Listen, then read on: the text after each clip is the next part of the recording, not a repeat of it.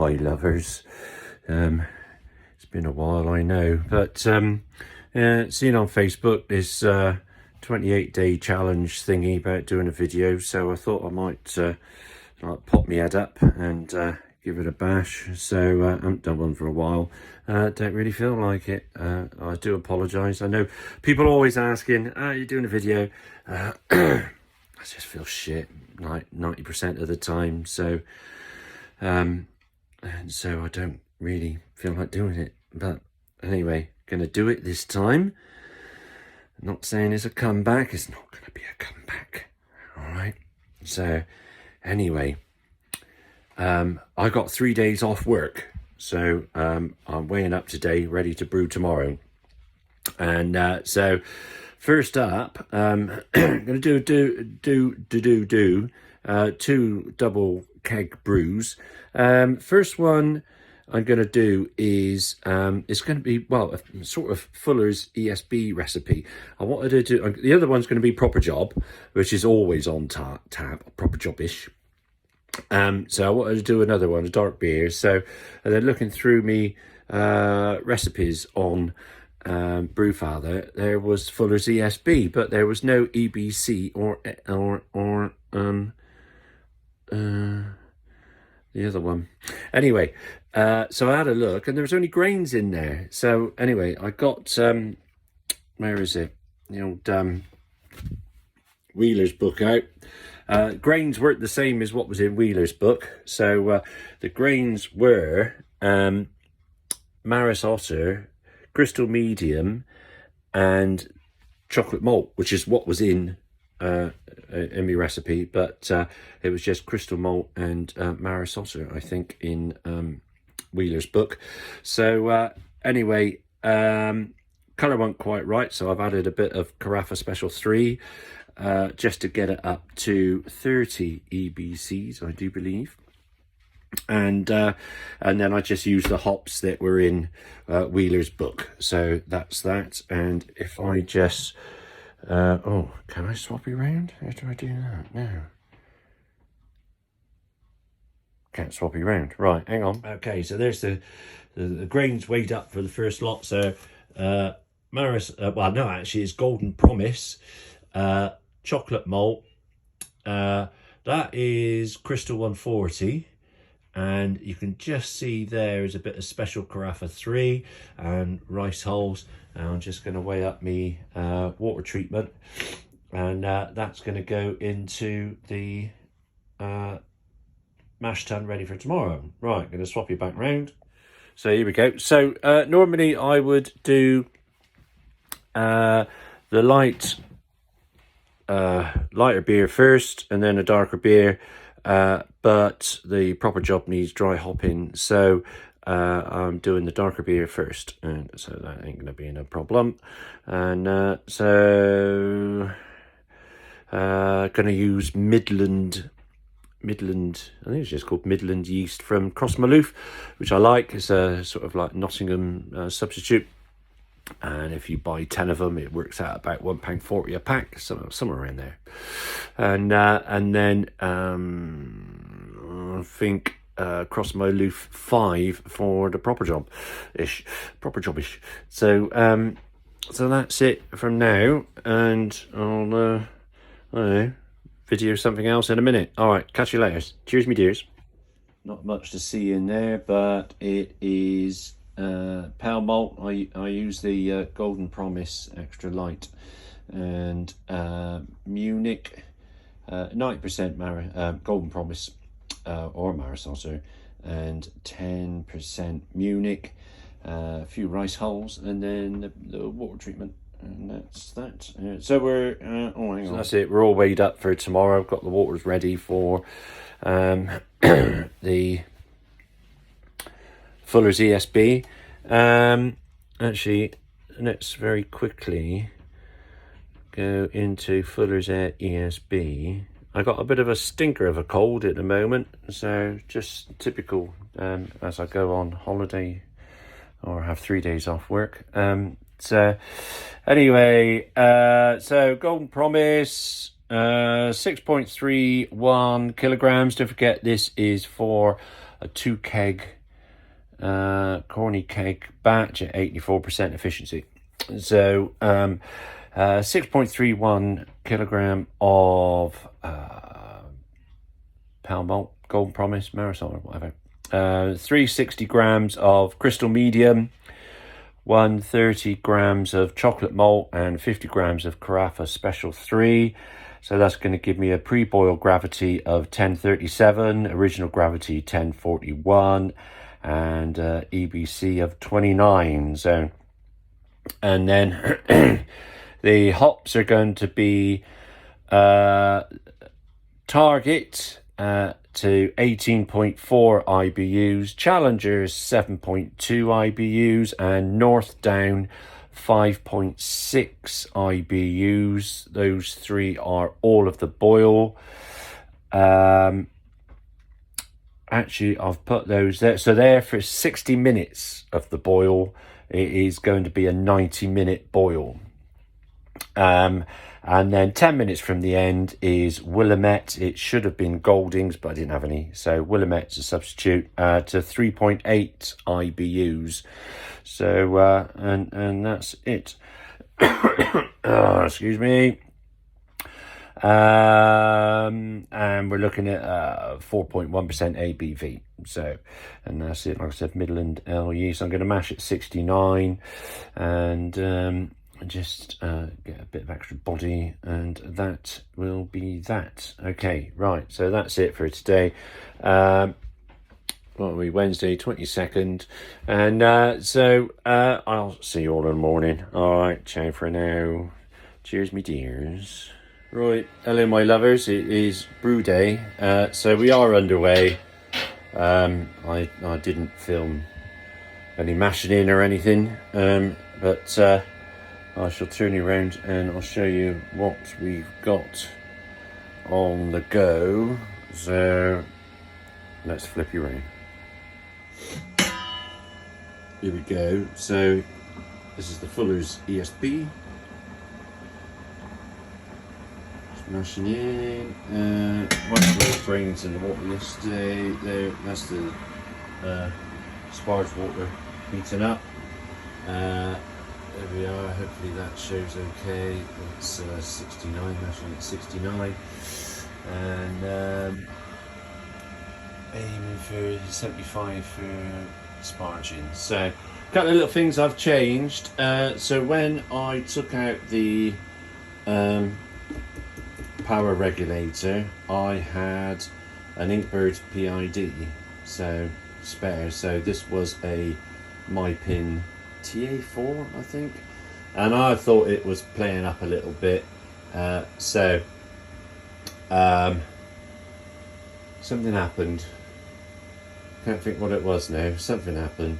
I was setting the mash for 65 and it was going up into 70s and all that, and I thought it was the PID. So I decided to change it, but I'd always planned to put in the Inkbird, so I got 2 Inkbirds instead of one of each, and but never got around to it. And then getting this problem with that, it was showing 70, so the Hermes wasn't on, and then put a temperature, a thermometer in the mash, and it was actually reading 63. So anyway, it turned out to be the wire on the PT100, this one here. So anyway, I thought, right, well, I'm replacing that, I might as well replace the PID. So I did that, and then to make sure I wired that up right, I looked at the wiring for the PID in here, and then found that the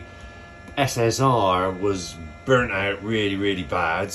I've had to replace these 2 switches, and I thought I fitted a fan on this one because of the power regulator, so why didn't I do it on this one? So I fitted a fan on there, and of course my engineering mate go, oh, you've got a hole in the side where you can put your finger into live wires. Well, I know, but it's only me that's going to be in here. So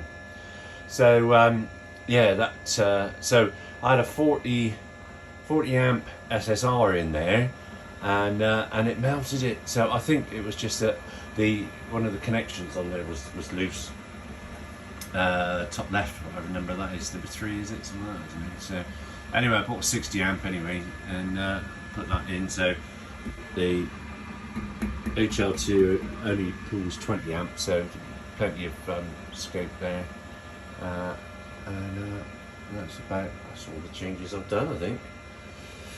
So there we are. So let's put this on.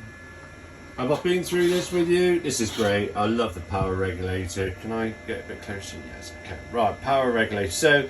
So what I got there, so 15, that is the current temperature in the boiler. P10 shows the percentage of power going to it. So I use that just to, when I'm cleaning, I just keep it going on 60 degrees. So let's set it up for the boil. So we push that in, hold it there, and go to mash. Now we're going to boil. So boil acceleration set temperature. So we want 100 degrees. Push it in to set it. Boil output. So that's the percentage of power going. So that's 100% to get to 100 degrees. So we accept that. Boil time. We're actually going to go for 90 minutes on this one.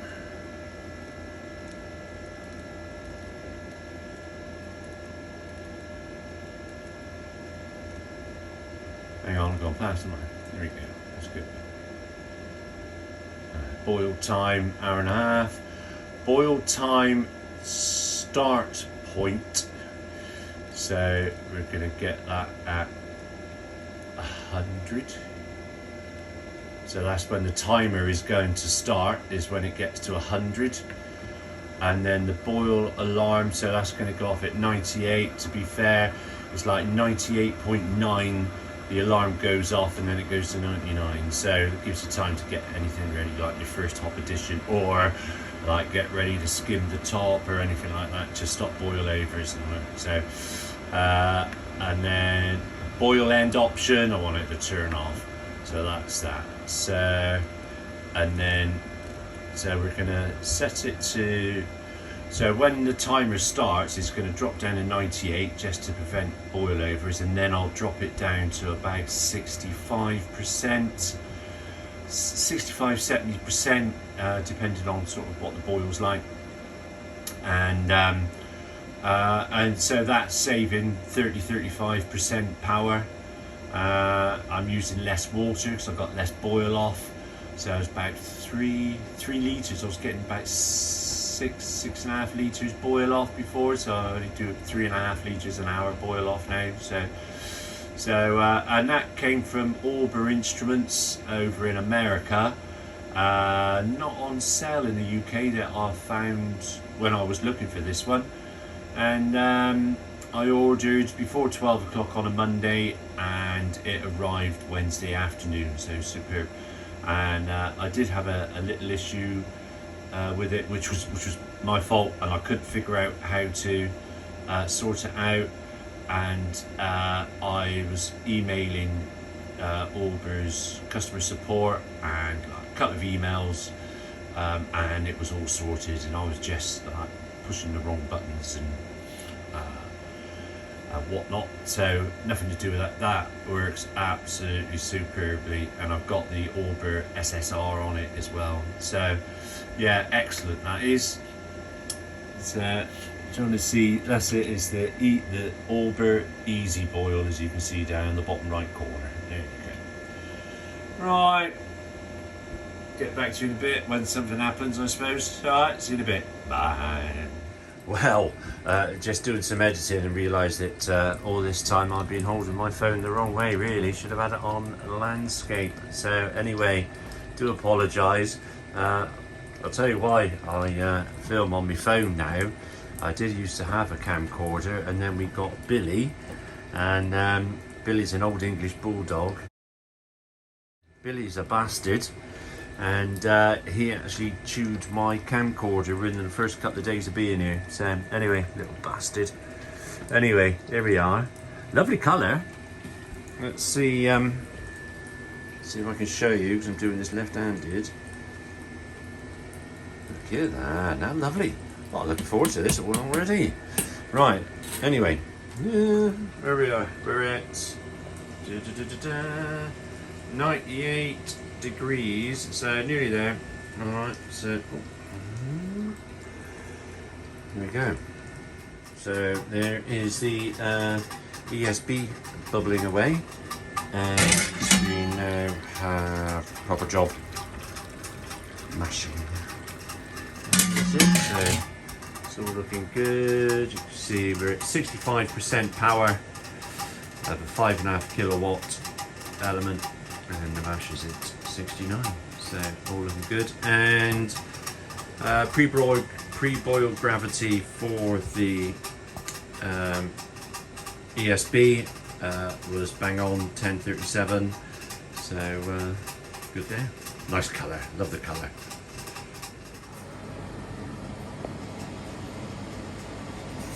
So the first one's going in now. Oh, just back. There you go, first one's going in. So what I do is I put the lid on, and then I put a bit of paper towel over the hole, and then I've got a bit of board that I put over the top of this one, and then the next fermenter stands on top of this one. And that's why, as I said earlier, I'm doing the proper job second, because it needs to be dry hot. So and that is what I do. Right, this is a proper job going in now. There we go.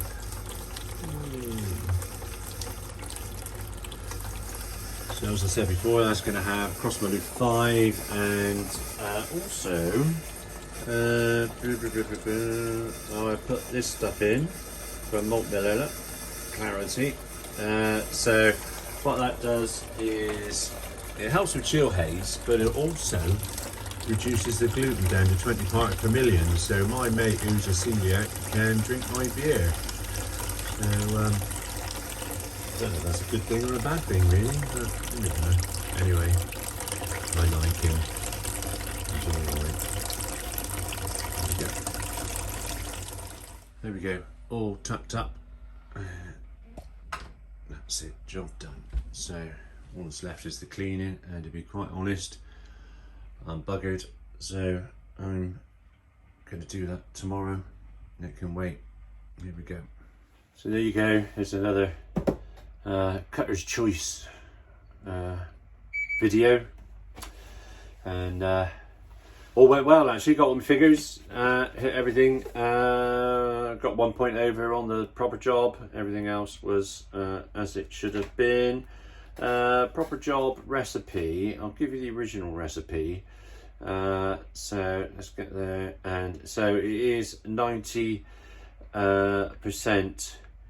Pale malt, 10% Munich malt, and then for 60 minutes of the boil we want Willamette for 5 IBUs and Chinook to 7.8 IBUs.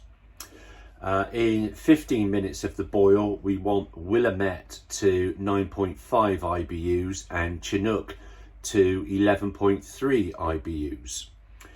And then at flame out we want Willamette to 1.9 IBUs, Cascade to 1.9 IBUs, and Chinook to 2.7 IBUs.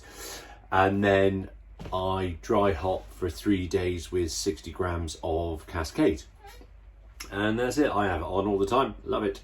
So that's it. So that's the end of brew day, and so thank you very much for watching, and I hope you've enjoyed. And I will say one last thing about Haemochromatosis, because it's not a very well known illness. It's a genetic illness. It doesn't have to be genetic, but basically your body absorbs too much iron, which mine does.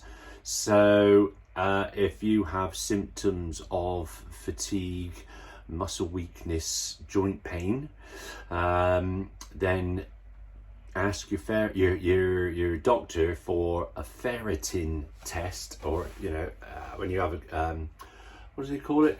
Complete blood test. I can't remember what they call it now. Yeah, get your ferritin checked out. That's what they look at. Even things like bronzing of your skin is a symptom. It could be your nails, toenails or fingernails that sort of go in spoon shape. I've got a couple of toenails where they are spoon shape, so that's a symptom. And even like loss of libido. You used to have a healthy sex life and now you just can't be bothered. Symptom, right? So get yourself checked out, because if you don't, it could kill you. It can lead to early onset death, or cancer of the liver, or cirrhosis of the liver, because the excess iron gets stored in your liver and your pancreas, your heart, your brain. So get yourself checked out, really important. Doctors know fuck all about it, so you need to push, because they know nothing about it, because there is no money in it. I think that is the cause of it. There's no money in it, there's no drugs for it. The treatment is you have half a litre of blood taken out of you. I had it every 2 weeks. I had it done 19 times every 2 weeks, so that takes it out of you. But it's the same as blood donation. Exactly the same procedure. It's really easy and it's going to save your life. All right. So yeah, if you're not sure and they can't get to the bottom of why you're feeling fatigued, muscle weakness, joint pain, check the ferritin. All right. Right. Okay. My lovers, that is it for today, and I'll see you some other time. All right, you take care. Cheers, me dears.